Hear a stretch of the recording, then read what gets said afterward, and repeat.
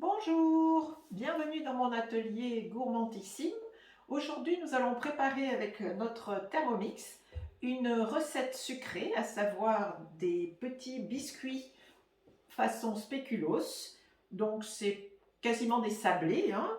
Nous allons parfumer avec des épices à spéculoos. Vous pouvez également utiliser par exemple des épices à vin chaud qui sont un petit peu plus parfumées et plus orientées, je dirais, vers le côté agrumes si vous en avez envie.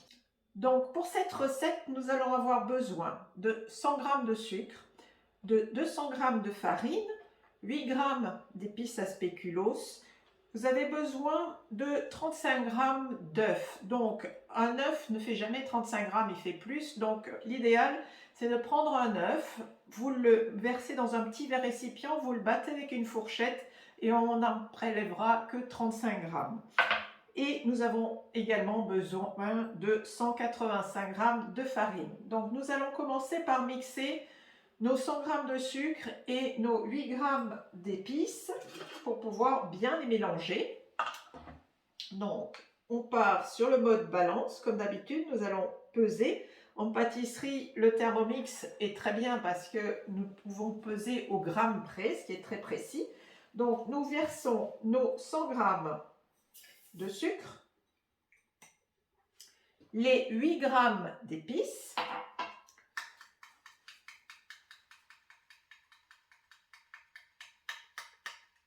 voilà, il manque 2 petits grammes qui sont restés accrochés au fond, ce n'est pas grave, et on repart en mode mixage. Donc on sort du mode balance, on appuie sur la petite maison, on revient à l'écran principal, on met le couvercle et nous allons donc régler 15 secondes, vitesse 10.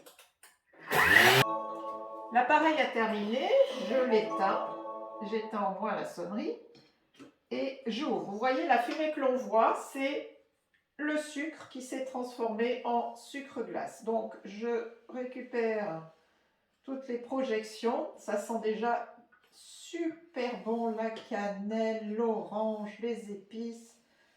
Il y a un petit côté Noël en fait, qui est très agréable. Parce que ça sent vraiment, vous voyez, on obtient vraiment une poudre parfaite. Donc, je rabats toutes les projections. Et maintenant, nous allons rajouter les autres ingrédients dans notre bol. Pour pouvoir mélanger toute cette pâte. Voilà. Donc là, nous allons peser nos 35 g d'œufs. Donc, je repars en mode balance en shiftant sur la gauche. La balance est ici à gauche. Donc, on n'oublie pas, c'est 35 g. Hein. Suivant la grosseur des œufs, vos œufs peuvent faire entre 45 et 60 grammes. Voilà, j'ai mes 35 grammes, c'est suffisant. Je vais rajouter, je fais la tare, je vais rajouter mes 185 grammes de beurre. Voilà. Pour terminer, les 200 grammes de farine.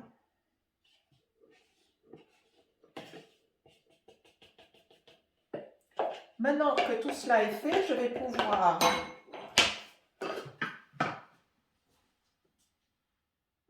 préparer ma pâte. Donc je retourne petite maison à l'écran principal.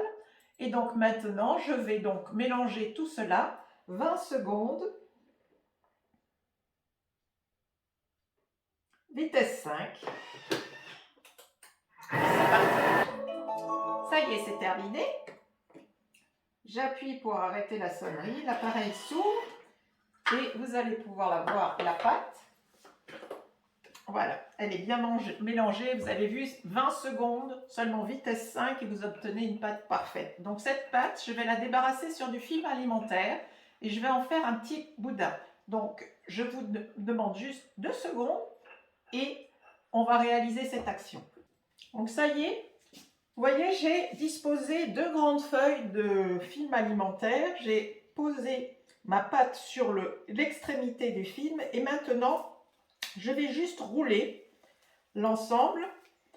Voilà, je le formate un petit peu de manière à en faire un rouleau. Voilà. Quand j'ai fini de rouler, je prends les deux extrémités et en fait, vous allez tourner ce petit boudin comme ceci en le faisant rouler. Et on va obtenir une pâte, voilà, un petit boudin bien serré qui maintenant va aller reposer au frais pendant au moins 1 heure de manière à ce que le beurre reprenne de sa consistance et ne soit plus aussi mou. Ensuite, nous allons donc découper des tranches que nous poserons sur une feuille de papier alimentaire qui passe au four ou une surface anti-adhésive et nous allons pouvoir enfourner nos petits sablés. À tout. Ça y est, je viens de sortir mon petit boudin en fait de pâte du frigo. Vous voyez maintenant il a durci, je vais pouvoir le couper en tranches sans aucun souci. Je ne l'ai pas déballé complètement, pourquoi? Parce que je ne vais pas faire toute la quantité. Donc je vais juste couper ce dont j'ai besoin et je vais le remettre au congélateur. Donc du coup vous pouvez tout à fait doubler ou tripler les quantités, vous faire 2-3 petits boudins que vous avez toujours dans votre congélateur et qui sont à votre disposition pour vous faire des petits sablés au moment où vous en avez envie, au moment où vos enfants vous les demandent. Donc, on coupe des petites tranches de 1 petit centimètre, même pas. Là, j'ai 5 petits moules, donc je vais faire juste 5 tranches. Voilà. Pas bien grave si elles ne sont pas très régulières, pour la simple et bonne raison qu'ensuite, votre pâte va s'étaler. C'est pour ça que j'utilise des petites formes. Je vais mettre mes petits cercles à l'intérieur des formes, ce qui fait qu'ils vont pouvoir s'étaler, mais pas plus que la forme. Donc, vous aurez des petits sablés qui seront bien réguliers. Donc, on en positionne un dans chacun des petites formes. Ça, je n'en ai pas besoin. Et nous allons donc enfourner à 155 degrés. Et voilà, nos sablés sont sortis du four. Vous voyez comme ils sont beaux. Donc, nous allons maintenant enlever les petits cercles. Donc, c'est un petit peu chaud, mais c'est pas grave. Hop, on va faire comme ça. C'est même très chaud. Voilà. Et ces petits sablés, nous allons les déposer sur une grille. Le temps qu'ils refroidissent. Au début, ils sont encore un tout petit peu mous. Et le temps passant, ils vont durcir et être bien croustillants, bien craquants. Vous allez voir, ils sont absolument délicieux, avec un petit goût subtil d'épices à spéculoos ou d'orange, suivant l'épice que vous avez choisi, ou les épices à vin chaud. Donc, vous allez voir, c'est un véritable régal. Donc, je vous dis bon appétit et retrouvez la recette sur mon blog Gourmandissime. À bientôt, au revoir.